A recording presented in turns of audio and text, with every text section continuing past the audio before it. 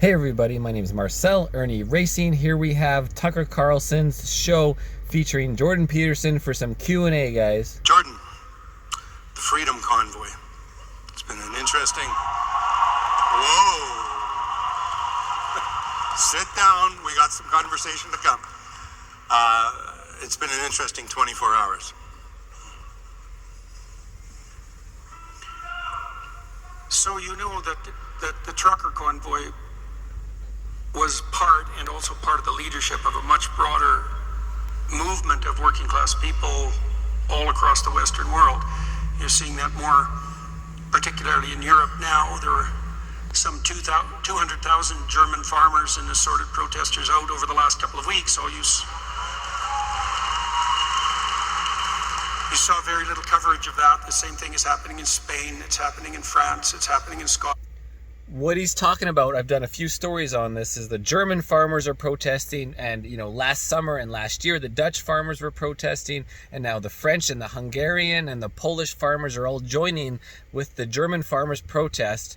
It's not about the nitrogen like the Dutch farmer attack by Ruth, Ruttenford guy from the Dutch. But it's about the price of fuel for the farmers has always been subsidized, and the price of equipment. So they're trying to fill the void of their deficit with the farmers, and the farmers are saying no, because you wasted all this money sending it to freaking Ukraine. We're not going to fill that void of the deficit. You're going to find it some other way. We are not your scapegoat. You're not going to wreck the farming. And part of the reason that it is happening is because working class people, in their implicit wisdom, have decided that they're not the problem that faces the planet, but the solution. And the truckers knew that, and they served in that function, as even Trudeau admitted not so long prior to his unforgivable, traitorous, and now deemed criminal activities, which should be treated as such. I thought from the beginning, more power to the truckers. I think they handled that demonstration impeccably. They timed it brilliantly. They left at the right time. They did nothing but good. And they were treated like Russian collaborators and MAGA scum, and sometimes both at the same time, because that's exactly how demented Canada is. So more power to them, and thank God for the wisdom of the federal court. May I just add one thing? I so fervently agree with what Jordan just said, and I was mesmerized by that whole thing, and I know some of the people involved. I do think, though, there's probably too much emphasis, relatively speaking, on the Prime Minister and not enough on Chrystia Freeland, who I knew as a journalist working in Washington 20 years ago. She was at the Financial Times. And the fact that someone like that could ascend to a position of high authority in a civilized country like this is such a shocking. And I mean that. First of all, it proves the meritocracy is fake. If some, mentally deficient fascist can have power over you, okay? But watching David Menzies get arrested recently for trying to ask her a question, I really feel like people need to be very direct. No, this person has no moral authority over me at all. She's not qualified to even speak to me. Okay.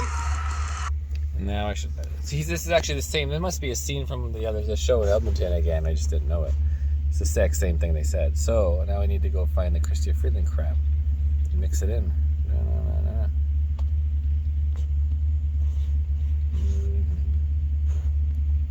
Chrystia Freeland and what was it? RCMP arrest David.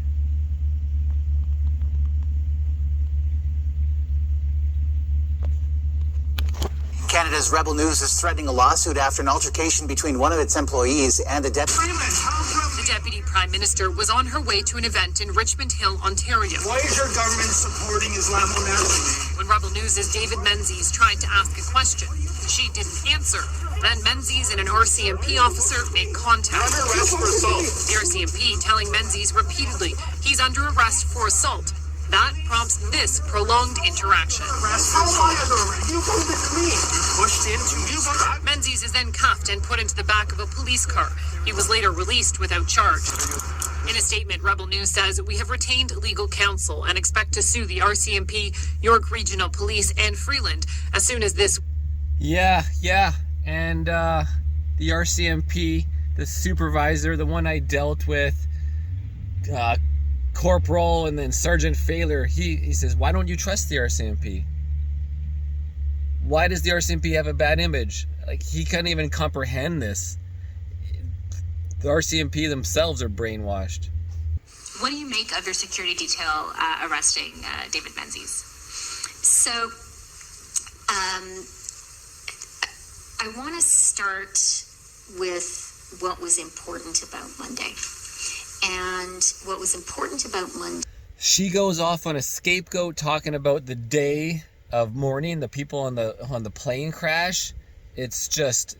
This is so irresponsible of her. She's not answering the question. She can make an opinion on the arrest. She's just going to simply scapegoat it, try to distract you. And then at the end, she'll say, oh, and I don't make a comment on this because I'm not responsible for the RCMP. Politicians have nothing to do with it and we don't interfere. Yeah, freaking right. Followed you all the way here. First of all, and I'm going to show you how Chrystia Freeland responded to the first question. Join me for this crazy ride. Prime Minister Judicial from the Canadian Press. Hi, nice to see you in Toronto. Yes. Welcome. Followed you all the way here. First of all, do we see politicians respond like that normally? This looks like a child who is very nervous. Hi, welcome to Toronto. She knows what question is coming. Absolutely. This guy from Miller's Lawyers, his channel, everyone go check it out. He's broken it down. You can see 15 minutes in this video. The insincerity. Chrystia Freeland knows what's coming, as he's going to explain. She knows the question's coming. It's just happened the day before with the arrest of David Menzies. She's so freaking fake. She's so evil. It is so ridiculous.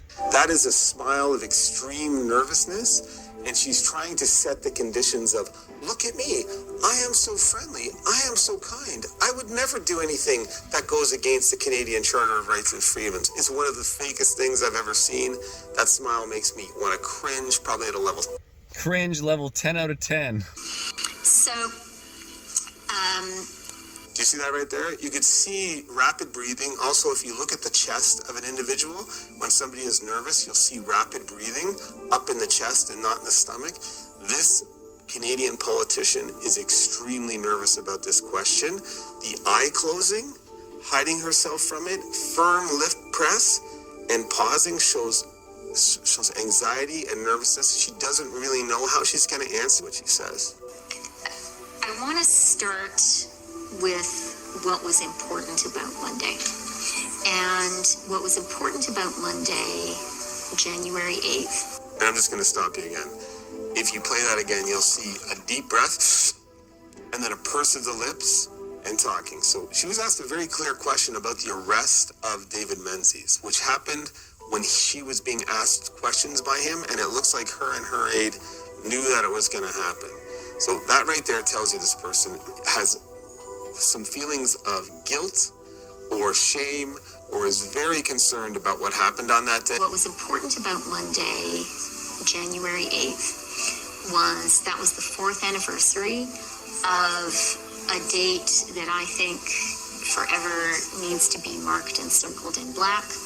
Scapegoating, guys. She's doing her false attack, trying to, false attack, false flag. On the calendar of all Canadians.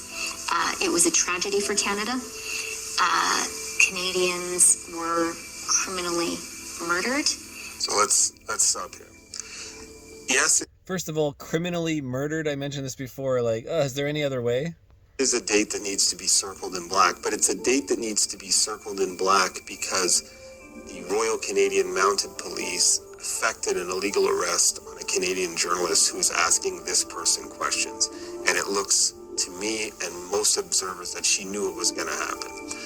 But what is so disgusting, and you have to ask yourself, what type of politician tries to link an air disaster where innocent people died to the question that she was being asked? She was being asked a very direct question about the arrest of a journalist, And she uses a tragedy to try to shroud the issue in another tragedy.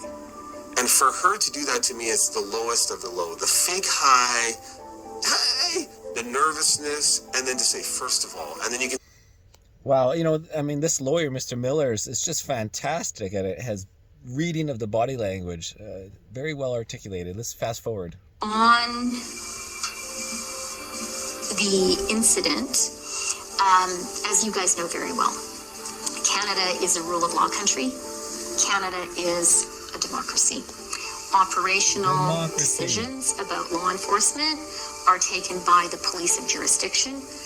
Quite appropriately, political elected officials have no role in the taking of those decisions, and that's why I don't have any further comment. Okay, let's pay attention here. She lets the cat out of the bag, and anybody watching has to see that. Quite appropriately, Canadian officials don't have any role in the decision to charge. She's got her hands out here. You can see the evidence of guilt because she wasn't asked if she had anything to do with the charge. But she knows that she knew it was going to happen. This is what I think is the proof. She's asked, what is your comment on the arrest of David Menzies? The Liberal government, or any government official, often comments about arrests that seem illegal or contrary to the Charter. Abso-freaking-lutely. Oh, it's broken down so well. It's like, what is your comment on the arrest of David Menzies? It's like, well, what I witnessed didn't seem appropriate, or it did seem appropriate, or, you know, you didn't see what happened off camera. He was very threatening before when we were walking into the building. She makes no, information, we're going to have the RCMP investigate this. Don't worry, we're going to have a full investigation. We'll get to the bottom of this to see if this was a false arrest and why there's no charges were laid, or blah, blah, blah, blah, or the RCMP, this member is going to be fired, he's going to be reprimanded. No. She's just thinking about herself, and she's like, well, I didn't know this was happening. Run, I'm a mouse under a tree. You're completely within your right to make a comment on. If she actually cared about the charter, she would say, hey, look, I've reviewed the tape. That arrest was unnecessary. A journalist was asking me fair questions in accordance with the Charter of Human Rights of Canada and should never be arrested for doing so. I have asked the RCMP to conduct an investigation to figure... Bam. Thank you very much, Mr. Miller's lawyer. Excellent breakdown. We are aware of the court decision. We have discussed it with the Prime Minister, with cabinet colleagues, with senior federal government officials and experts.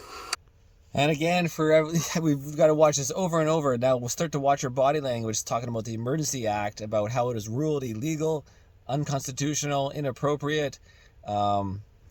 And yeah, we're gonna use more tax dollars to appeal it, to delay. Very much Canada's independent judiciary. However, we do not agree with this decision, and respectfully, we will be appealing it. I would just like... So yeah, again, using her arms at the end, we will be appealing it. And guys, to finish off this video before I have a nap, I've done an entire video about Freeland and the information about her Nazi grandfather and all the roots and everything. There's a bunch of article to read about it. I'll give you a little teaser of it. And 1 week later, on June 29th, German forces captured Lviv. The entire Galician North region and east of Lviv was then incorporated into Frank's government. By that time, he's an anti-Russian nationalist. Then active and around Lviv were thinking and planning. His work as a journalist was a cover for espionage on behalf of the Germans, Polish sources suspect. So, looking at these documents above, I mean, man, so what a double agent. It's like one of those guys who's riding out his neighbors, right? He's a brat. The first document left is dated April 23rd, 1966. It confirms that Chomiak was a target of interest and search and that part of his German war record had been recovered for Polish review. His last known address was given as an apartment in Krakow. The search noted was signed by the head of Department C. That's the intelligence branch of the Polish police. The search noted was signed by the head of Department C. That's the intelligence branch of the Polish police. I'm going to fast forward. By then, Chomiak was in retirement in Canada. He had just 4 years left live. The Polish police appear not to have been able to follow the German army records, which moved westward in 1945, along with Gaznier and Chomiak, when the Soviets advanced on them. Nor until recently has the Polish government realized that Chomiak ended up in Canada and that the principal heir to his wartime Galakian operations has become foreign minister in Ottawa. According to the Canadian journalist Colby Kosh, somehow Michael Chomiak reached far northern Alberta and lived out his days as a gentleman farmer. I am comfortable with that. Very few Western Canadians have anything like complete knowledge of their own family background. I suspect we would be astonished to learn how many have had surprises like Freeland, or at least received. So anyways, guys, I know that doesn't make sense, but it's a freaking 21-minute video going over all the evidence here of Chomiak is Freeland's grandfather, right? Had a name change, etc. And in all the beginning, it explains what he did and how he was a part of the Nazis and part of the propaganda machine, and yeah, took over a printing press from a dead person killed during the occupation, or whatever you want to call it. Anyways, guys, that's Freeland. That's our Canadian history here. This is Irnieracing. Thanks for watching.